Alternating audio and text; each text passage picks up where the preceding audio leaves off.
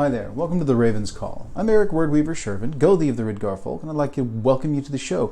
This is a show where I ramble on about different heathen-related subjects, just kind of whatever strikes my fancy, sets my mind on fire at the time. Big UPG warning at the beginning of this. This is how I see the world, this is how I experience heathenry, and I'm not what you would call a historical heathen, hardcore recon, all that stuff. I'm more middle of the road. I'm not on the whole fluffy bunny neo-pagan side either. I'm somewhere kind of in the middle. And so I have a rather unique view on heathenry that people seem to enjoy, so I keep putting out the videos. Anyway, this doesn't reflect the views of necessarily greater heathenry, nor even of the individual views of my own tribe members. This is kind of my own thing. So take it for what you will, and hopefully it just sparks you to think about things in your own way and come to your own decisions in life. Now, you guys know all of the interaction stuff by now, so it's down below. Hit subscribe if you're new to the channel. Please ding the bell so you stay up to date on everything. Like the videos, it really helps to get them out and around and let people see them. I believe Heathenry 101's almost at 6,000 views at the moment. That's crazy sauce. So I am thrilled that people have been watching it and have been enjoying it. At 6,000 views, it's got 1 thumbs down. Well, nearly 6,000 views. So that's just incredible to me that people are enjoying it that much, especially since that one's got kind of shoddy production value, since that was fairly early in my process. So thank you guys. I greatly appreciate it. All my contact information is down below. Got email, all that stuff. I am horrible about getting back to that at the moment. It has been kind of disjointed for me here lately. And so I'm working on trying to get back into the swing of things, set aside some specific time to address fan mail and questions and things like that. So you may get some emails on some stuff that's from a couple of months old. Do forgive, I'm just trying to get back to things as I can. And a lot of questions come with some research and whatnot assigned to them.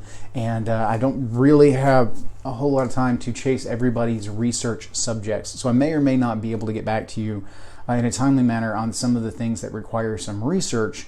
But I will try and do my best, or at least try and send you something that says, hey, you might look in this direction. So I know a lot of people have been asking me for like a primer bibliography kind of thing. One of the recent requests on the Facebook group was for a bibliography on my episodes. I can't really pull you together a bibliography because it comes from so many different sources that I've read over the past 20 years that some of them I could bring up really quick because they're some of my favorites. Some of them is a tome that I read 15 years ago, and I'm not even sure I can get my hands on it again. But it did inform kind of my views and where I'm at. So I will try and sprinkle in some sources here and there where I can. But for the most part, that's going to be a little bit more difficult. And as far as the primer of like where to start, Heathenry 101 kind of stuff, recommended reading lists, that one's a bit more difficult because I don't like any of the 101 books that are out there. A lot of them are done kind of in that Llewellyn publishing kind of thing where they mandate you have some kind of Heathenry 101 or Paganry 101 kind of stuff. And it's always boiled down, and it includes a lot of people's individual UPG, which is fine. I don't have a problem with that. But to put it out as, hey, this is heathenry, and not do the whole thing like I do at the beginning of the videos where I say, this is just my take. Get out there and do what you will with it. It's a bit more difficult to recommend those because I feel like some of the content, even in some of my favorites, is not on point, and therefore leads some folks astray in some ways. Whether it be more, just hardcore recon, which is appropriate if you're in the whole, historical heathenry element, but it's not necessarily right for everybody. And there's some of those more Wikitrue type sources that go pretty far into left field with the UPG, and I just don't feel like it's necessarily a good starting place for people. I feel like once you've got a bit of experience underneath your belt, and you've tried some different things and have explored your own take on heathenry in reality, and gotten a grasp of those kind of things, that you're able to look through those sources and find the gems hidden in amongst the chaff. So with that, I will try and do some recommendations coming up on some beginner stuff, because I know some people really are just desperate for some place to start, because it can be daunting. There's so many sources out there and so many different ways to go at heathenry that I get it. So I'll see what I can do. Not making any promises in the near future, but I'll see if maybe this year at some point I can pull together some kind of recommended reading list for the channel and do a video on it. We shall see. So stay tuned, and we'll see where that particular project goes. We'll see. Similarly, I've gotten requests for lexicon kind of stuff. I have discovered that putting together a specific heathen lexicon is decidedly difficult because there's so much. There's so much, and I don't even really think about it. I'd have to basically record everything I say for an entire year and then go back and define terms. So I will do some of those things here and there, throw them in there for people, and do some lexicon kind of things in the near future. Maybe some videos on just a chunk of the lexicon at a time, and go from there. So we'll see. I know I tailor a lot of my stuff to intro kind of heathenry 101 kind of elements because that's what a lot of people viewing are looking for. I try to smatter in some more advanced subjects as well, simply because there's more than just intro heathens watching the channel. There's some very well established heathens with some very, very interesting thoughts, and I hope that some of my more advanced stuff can just kind of help maybe spark a fire in a different direction to where they can come up with and look at things in a different way, in such a way that they really grow. And it helps me to grow because I think about things differently, and I get to explore some of my ideas here on the channel, and it's a lot of fun. I enjoy it. So anyway, that's enough of the whole housekeeping stuff. Let's go ahead and jump into today's subject. Today's subject is going to be ritual and mythic parity. Now that's parity as in the two things coinciding being one like the other, as opposed to parody, where it is a mimicry of something in order for either comedic value or to make a point. And so parity, as far as the synergy between things, the similarities, building together towards a better whole. And so that's what we're going to explore here. Now, I have gone through and talked about ritual and mythic parity in the past in some of my videos. I just haven't necessarily dedicated anything specifically to the subject. And being that we're into 2020 now, we're into sci-fi numbers on the years. That's what I keep saying, is that back in the day when we were writing sci-fi stuff, you would pick something that shifted at least all of the numbers up one, so that you were in a decidedly different time that seemed far, far away. So setting things in 2020, 2024 seemed like the distant future, and guess what, folks? We're there.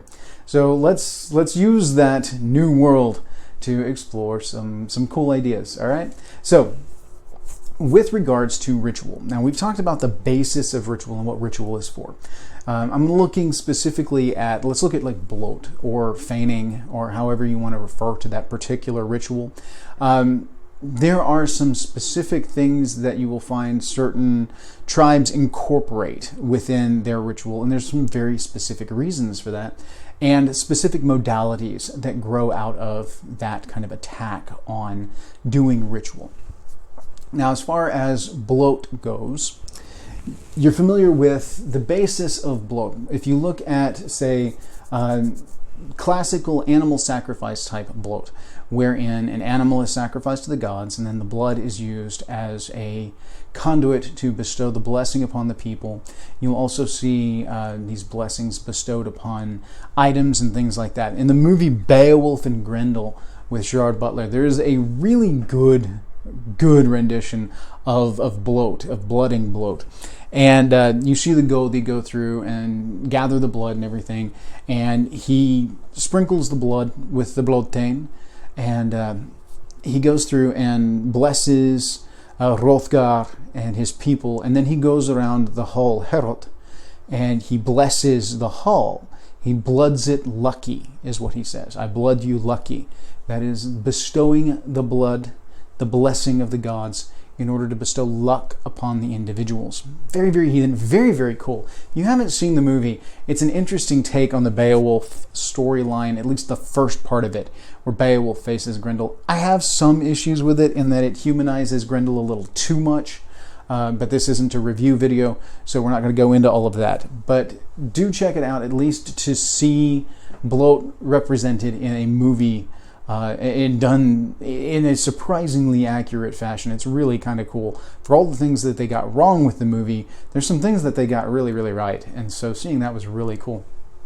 So The animal is slain, and then the blood is gathered, and it is splattered across those individuals to be blessed. We go through this in a simulacrum fashion with like mead or wine or ales a lot of times, because it's a sacrifice that means something, that has some symbolic importance to us. But if we look at the core ritual of blood sacrifice and the way that that works, this mimics the myth of creation with Odin and Viljanve when they slew Ymir in the prima sacrifice, the very first sacrifice, wherein Odin Viljanve sacrifice Ymir, and from his remains they create the world. They take the object, they destroy it to break it down into its basic elements. They take the energies and materials therefrom and use it to bestow blessing. The blessing that we receive from the prima sacrifice, of course, is the world's and our very existence from that prima sacrifice. And so blood itself is set up to mimic the myth of the prima sacrifice. By going through and mimicking mythic elements, we near ourselves to the gods through action. We replicate something that exists within mythic space and time, and we give it form within the material world. By doing so, we create a tie with that mythic time, a congruence of events, a congruence of energies and actions that allows for a more efficient connection to the divine, to the sacred space and time. Going through and mimicking that myth of the prima sacrifice recreates the myth.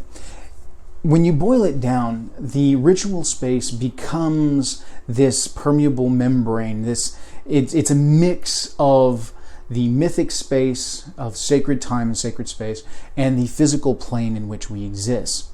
The two become one in that instant. And when an individual goes through in that mixed space and replicates mythic action, they're participating in that mythic action, because sacred time and sacred space do not exist the same way that profane time and space in which we exist functions. It functions at a different rate, a different speed. Mythic time and mythic space, when you talk about something in mythic time, it exists in a time outside of our time. It always exists, and yet it has happened, and yet it will happen. So, like the prima sacrifice is replicated in a ritual, and it is actually taking place at that moment within the ritual space. You are actually taking part in this. You are lending your energies to that which the gods have done and are doing. And this exchange of luck in that symbolic moment ties you together. And so you are, after a fashion, you are participating in that mythic event. So creating parity between our ritual actions and mythic actions carries a great deal of weight. It helps to facilitate that ritual, that exchange of energies, that exchange of luck, which is the crux of what we're about. That is what we're trying to do. We are trying to touch that world of the gods and to bring the luck to our tribes, to our hearths, to ourselves. And we are seeking that blessing through these ritual actions, which is why you will see a lot of like hardcore recons and whatnot go through and really be hardcore about what their ritual elements are. There's a reason for this. They're trying to, in some cases, create that mythic parity in such a way that it facilitates this connection. It facilitates this ritual reaching its goal. You enter a ritual with your intent, and through the actions you bring that intent into reality. Intent without action is just that. It's intent. It's impotent. It has no power. Action without intent is just puppetry. It has no meaning. It has no drive, no force. So it takes the intent behind the action to create desired result. This is true of any action that we do, and especially within ritual action, you must think about the why. Why are you doing this? You hear me talk about this a lot. Why? Why are we doing these things? Why are we going through this? why are we having this ritual? We're having this ritual in order to exchange luck with the gods. Well, how do we go about exchanging luck with the gods? Well, that's what this process is for. Okay, so we want to do that. The how then gets boiled down even more into the mechanics, and the mechanics help to facilitate bringing intent into actuality. And so creating this mythic parity, recreating these mythic motions, these mythic events in at least almost a puppet style form, you are bringing that intent forward, and that intent is to tie to that mythic time, to tie to that mythic energy, to tie to the gods, to tie to their energies and what they have done, what they are doing, and what they will do, and to bring a little bit of that into the profane world so that we may benefit from the radiance of that luck.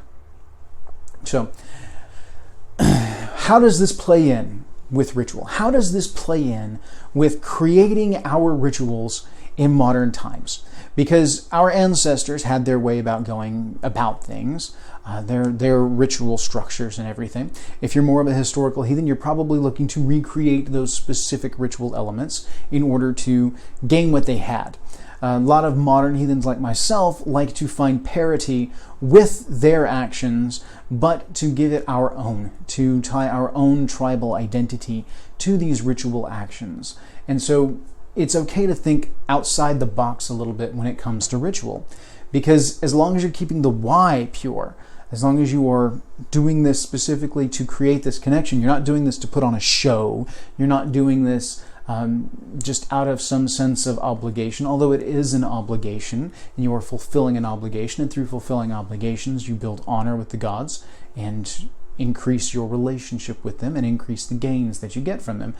So it's important to uphold these obligations, such as holding ritual at the high festivals and things like that. I tend to call them festivals as opposed to holidays because we do them as a festival. It is a big party where everybody gathers and we do all sorts of things. You've seen a little bit of that on the channel here, at least in as much as I am willing to share on a public venue such as this for something so private. So how do we work in this mythical parity into our rituals but still maintain an essence of tribal identity? How do we do this and make it our own? Because that's a big thing, you know, like when I was talking about the Viking battle prayer, which I did get some corrections on the Viking battle prayer, there was a tie to Ibn Fadlan's writings. Go the Grimwolf did a little comment in the sections there, so you can go back and look at that, where he pulls up a quote from Ibn Fadlan's aspects, which I do know that Michael Crichton pulled some from that, but it's not like he was sitting there like copying over and stuff like that. But it's still cool, so thanks to Go the Grimwolf for chunking that out there and helping to educate people even further with regards to it. But the essence of that video was that we can take something and make it our own and create new things in the modern age that are our own, but still fueled by the essence and aesthetic of times gone by, and give new life and new growth to heathenry, to build our aesthetics, to build our tribal identities, to build our style, our panaz, all of that in the modern age. And I think it's a wonderful, beautiful thing, and I encourage it across the board because I really do think it's an important thing. So how do we do that with this mythic parody? Well, we do that by looking at the myths and looking at the legends and then seeing the correlations to our actions. Think about your different, like your ritual space. For instance, I'll share a little bit about how I incorporate some mythic parody within my ritual space. And I've talked about this a little bit before on the channel, so this will be kind of a review for some of those that have caught that video. If not, you can go back and watch that video. I think it's called Rethinking the Bay. And it's a chance for you to go and look at a little more in depth of my thought process on this particular action. But it's a great example of how this works and how you can do it for yourself in different ways. I think of my Vey as the well, as Brunner. I think it as Urd's well. This is where weird is mixing. And so I think of when you look at the myths of the Norns are gathered around the roots of Yggdrasil at Brunner, the wellspring. And it is a bubbling, roiling wellspring. It's a natural well, not one of the like stone wells like we drop a bucket into, etc., etc., etc., where we dig down into a subterranean spring. What we do is with this, it's a bubbling up natural wellspring. And so Urd's well is fed by the drips of the tree, the drips of Yggdrasil. These are our actions and our deeds that are dripping down into the well. Our Fylgja carry our stories to the Norns, and our Norns put them into the well to be recorded into Brunner. The Ve itself, when I set up my Ve, takes on the form of Urd's well. And when I do my ritual, I set up an actual well. I set up a wellspring of water, and it's not a bubbling wellspring like it would be. I have to use a finite container because that's what I have to work with. Again, you always work within the bounds of what you have to work with, but do the best that you can with what you have.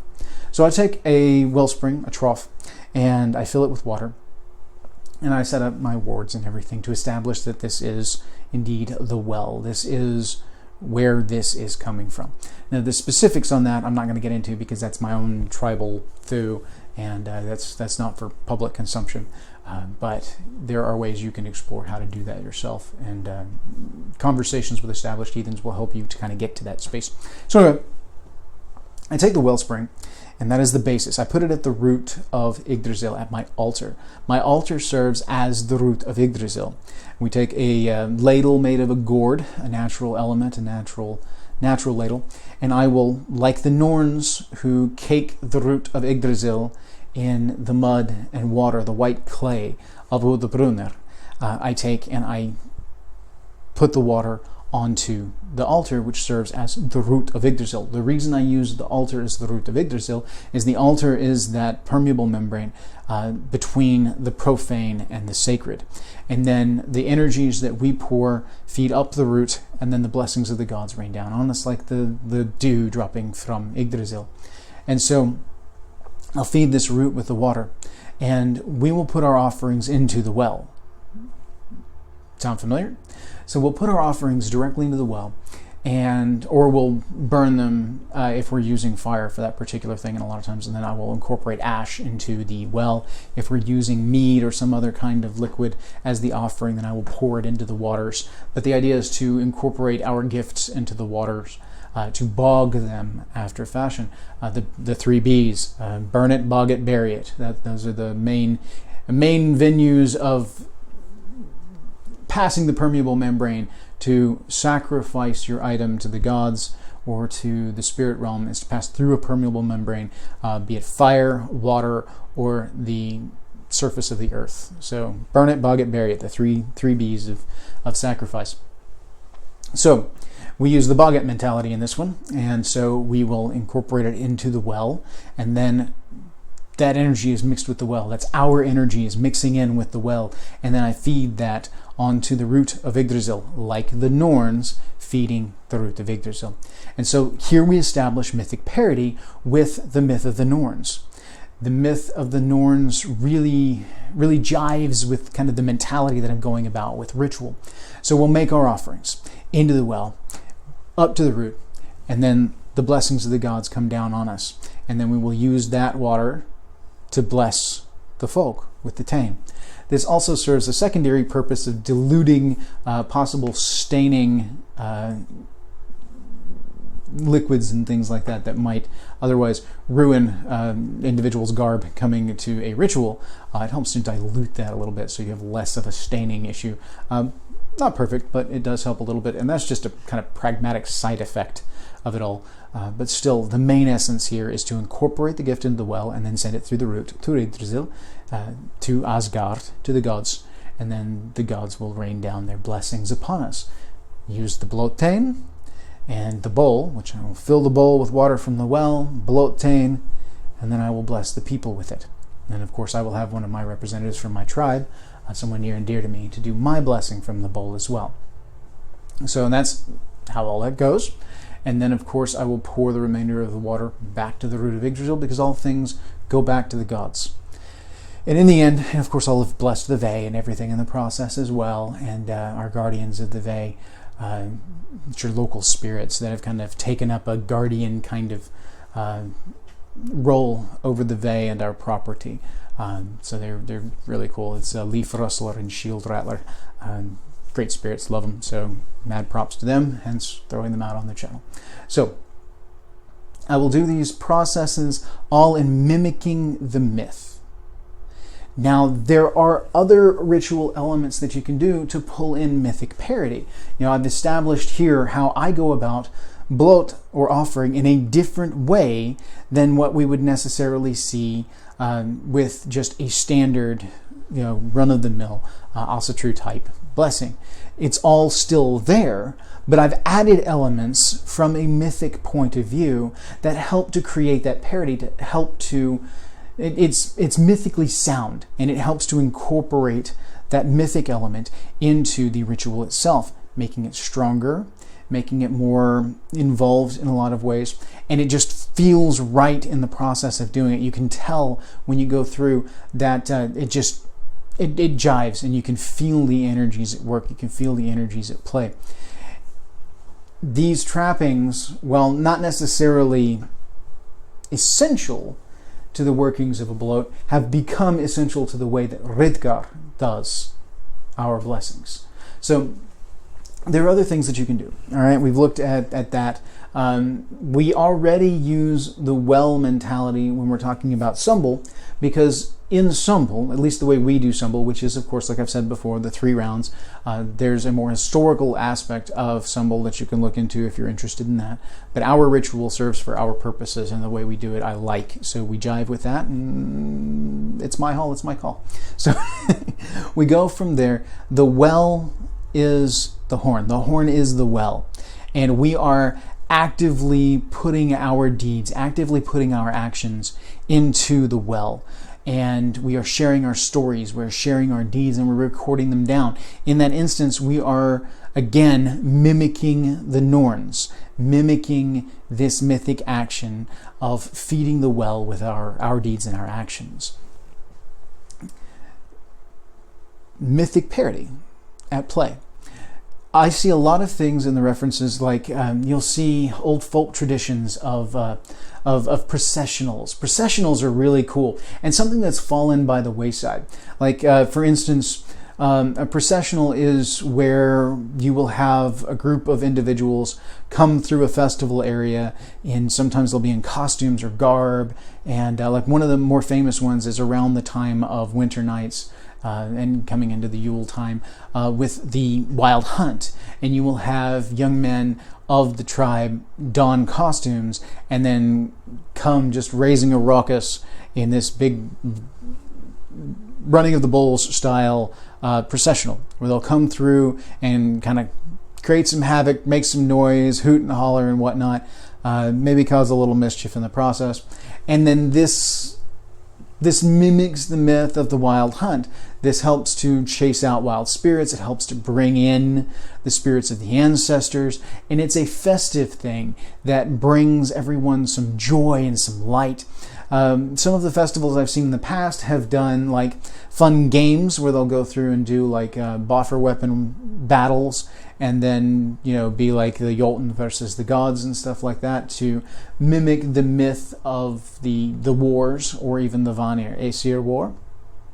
And there's some teaching and some learning that goes along with this mythic parity. It helps to bring some of that in. Now, that's not a ritual element per se, but it is a festive element of a festival that helps to incorporate that mythic parity and brings the gods with us after a fashion. It helps to bring that focus on the lore and focus on why we're doing what we do. It's a great teaching tool. So mythic parity works along with teaching, with games, with ritual, with all of these elements. And so it's just an incredibly powerful thing. There are other things that I have kind of played the idea of, symbolisms that work. For instance, using puppets or like Wicker Man style little totems meant to represent humans. Like, for instance, when we do an Olden Blot, a lot of times what we will do is create a puppet out of natural stuff around the property, usually grasses and maybe some sticks and stuff like that. I've got some great stuff out there that binds together pretty well, and we'll make a little person. And I stole this particular practice from when we were doing Lightning Across the Plains under Yalton's Bane Kindred up there in Kansas, which was a great thing. It was an awesome event that they used to do back in the day. Really cool. Hundreds of heathens up on a hill doing all kinds of just cool heathen stuff. It was really neat, really cool. I kind of miss those days. So then this tradition of Allies, where they would gather everybody together, and then they would take some clothes and they would stuff it with hay, and then Allies would become this kind of puppet figure that we would carry around to the different things and share in our festivities. And then at the end of the festivities, Allies would be sacrificed to the gods to carry our experiences and everything that we did within the ritual space, to take all of that energy that happened throughout the event and send it up to the gods. I've done similar things at home where we will create these little puppets, and I'll have my people name them to give that connection, and then the puppets are to be carried around and to take part in the games and the actions and the rituals and all of this stuff, and then to ultimately be sacrificed to the gods, especially with regards to Odin, because you have the mythic parity and historical parity of the human sacrifice to Odin. We're not going to sacrifice a person, but we can sacrifice a simulacrum, and you find that a lot. Like even the Wicker Man celebration in and of itself is a simulacrum of human sacrifice. This burning of this large wicker individual. Now it is in modern day lost a lot of its mythic ties and whatnot. And of course it's not specifically a heathen thing per se, but that is something that does carry across multiple cultures. But it's a great example of that simulacrum and how it can work into a ritual. So the tradition of the Yule goat tying into Thor, and using a Yule goat in a similar fashion. And typically a Yule goat, or Ebook, is made from straw, and it is fashioned into the form of a goat, and then is sacrificed to Thor. You go through the actions of building these things, putting your energy into them. They create a tie to the mythic space, the mythic time, and then incorporate that into the ritual, and helps to heighten the ritual, strengthen the ritual in a lot of ways. So think about this with regards to your traditions, to your thews, on how can you incorporate some mythic elements, maybe some ties to Heathen when you're talking about making offerings to Odin, maybe tying in something with Gulenbursti if you're doing something with Frey, or maybe any number of these mythic ties. That our myths are rich with symbols and with items, like for instance forming simulacrum ships or miniature ships for sacrifice can play into some of that, especially when you're dealing with like the ancestors, to kind of create some parity with the old ship burials back in the day.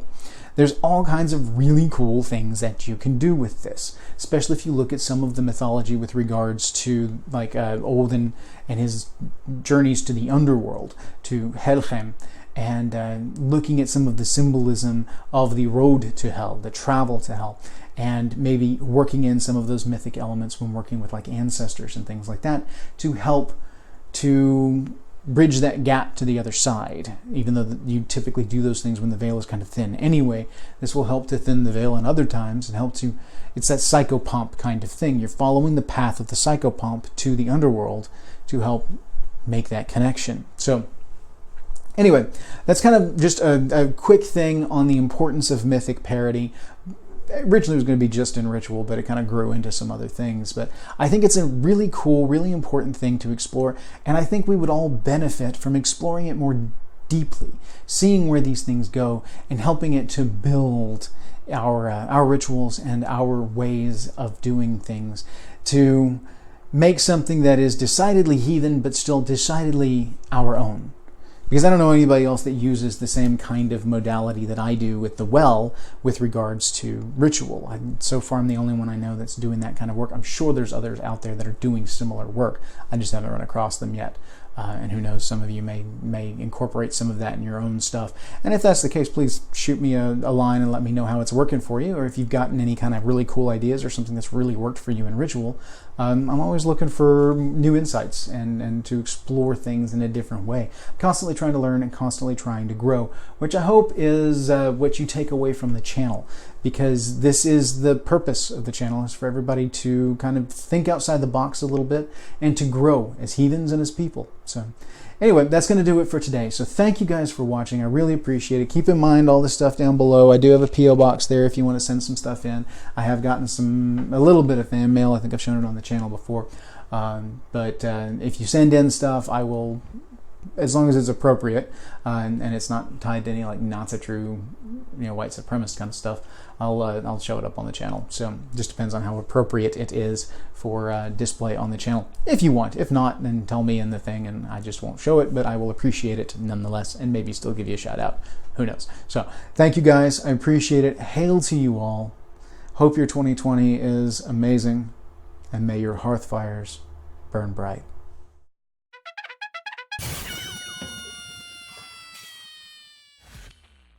And we're live. At least we're going to try to be. Give it a go. Let's give it a shot, shall we? All right. Hammer hanging right. Hopefully that doesn't jangle too much. Yeah, I got a new hammer over Yule, so I'm trying not to let it jangle too much next to the microphone. So for those that are gonna, people are gonna ask me, "What's it look like?" It's that, it's pretty popular. People have seen it around, like the big blingy chain. So anyway, so yes, new hammer. Glad you let me. All right, so let's see what we can do. This is funny because I don't know if you've read the posts on Facebook and all that crap, but it's like the last video that I did was supposed to be the whole, Viking battle prayer thing was supposed to be the last video for 2019, but I can't read a calendar, or at least I didn't look at a calendar. I suppose I just didn't read a calendar, that kind of thing. So the end result was that it was actually the first video for 2020, which was not my plan, but okay, why not? I'll go with it. So this is like the first planned video for 2020, but that was actually the first video. I don't know. It's crazy. Anyway, so we're into the new year. So much fun. Actually, to be full disclosure, I'm filming this on December 31st. So technically speaking, I haven't even filmed one in 2020 as of yet. This is how far ahead sometimes I have to film these things. So we'll see how things are once 2020 actually gets started. But by the time you're watching this, we're about a week into it already. So time travel, wibbly wobbly, timey-wimey stuff. So yes, anyway, on we go. And we are live. We're going to talk about Mythic, Parity, and Ritual. And in, all right, 3, 2, 1, let's jam. I'm not, that's a bad intro. Dang it. Back with the bad intros. I hate the bad intro. Bad intros. Bad intros bad. Don't do bad intros. No. I don't even know if you like this. Anyway, so 3, 2, 1, let's jam. Hi there. Welcome to the Raven's Call. I'm Eric Wordweaver Sjerven, your host, and maybe not. 3, 2, 1, let's jam. Big UPG warning at the beginning of all of my episodes. I wanted to let you know that I am what's called a bad intro maker, because I can't make intros to save my life. This is the hardest part of the video. I don't get it. I don't understand why. It shouldn't be that difficult. I'm like 5 minutes in. It's a simple thing, and I can't get the intro down. I always mess the intros up. Once I get rolling, I'm fine. It's just getting started. So, let's try this again, shall we? And in 3, 2, 1, let's jam. So, housekeeping stuff before we get started, and that's going to be... All right. Cut to the end of the whole intro bit. No, not the modern Heathen anthem. All right. scrap the whole intro, start again, live in 3, 2, 1, let's jam! Oh, hey, they're connected. Cool. I didn't think it was connected yet. All right. We are going to try, again, at this recording thing. If I chose to go back and grab some of the bloopers from the other one, then you will notice 2 different colored shirts because I had to record this on 2 different days. It was ridiculous. Try as I might, I could not, for the life of me, get this recorded. I kept having interruptions and things like that. So I'm going to try again in a vain attempt to have something to put out next week. And we shall see. The hammer keeps wanting to hang funny. We shall see how it ends up. Anyway, doesn't matter. It's there nonetheless. And it's so weird. Anyway, it's on a button, that's why. Anyway, fun. Pre-show printing. Because it's a thing. It's a thing. Yeah, no, the hair is kind of ridiculous right now. It's freshly washed this morning, and it's all like everywhere, doing everything except laying flat. Alright, so let's try this again. Mythic Parity in, not parody, but parity. No Weird Al of heathenry. Hashtag heathen Weird Al. Don't. That's stupid. Anyway, we're live in 3, 2, I have no idea what episode count this is. I haven't looked it up. But anyway, it's not important. John's here. Oh, crap. Alright, we're live in 3, 2, 1, let's jam. A different... Crap. Bad intro. Bad intros. Bad intros. Bad intros. No bad intros. Anyway, 3, 2, 1, let's jam. Alright, we're going to try this one more time. Hopefully, all will go according to plan.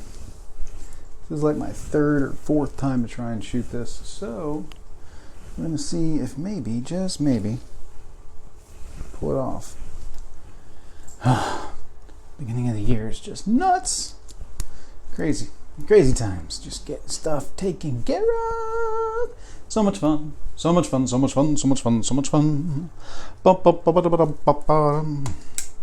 Water. Alright. Let's try this again. We're going to do the Mythic Parity in Ritual. And we're live. In 3, 2, 1, let's jam.